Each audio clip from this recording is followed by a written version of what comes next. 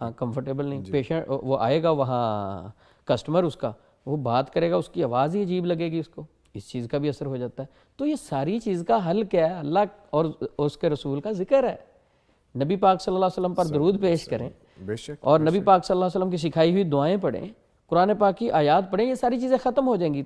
میں حیران اس بات پہ ہوتا ہوں کہ کچھ لوگ کہتے ہیں نہیں یار وہ ختم نہیں ہو رہی, کالے جادو کا توڑ تو کالے جادو سے ہوگا. اللہ کے بندے, جادوگر کے کلام میں اگر طاقت کا تو اقرار کر رہا ہے کہ اس میں طاقت ہے, تو دوسری طرف اللہ کی کلام کی ہم بات کر رہے ہیں. سیدھی سی بات ہے عثمان صاحب یہ کہ آپ اللہ کے کلام کے بارے میں آپ کا اتنا ایمان نہیں ہے اور آپ کا ایسی فضول چیزوں کے بارے میں آپ کا اس پہ بڑا سٹرونگ بلیو ہے کہ جادو بڑا طاقتور ہوتا ہے. یار اللہ کی کلام کتنی طاقتور ہوگی, دونوں کا کمپیریزن تو کر کے دیکھو, اپنے ایمان سے سوال تو کرو. ہو ہی نہیں سکتا سر, ہو ہی نہیں سکتا.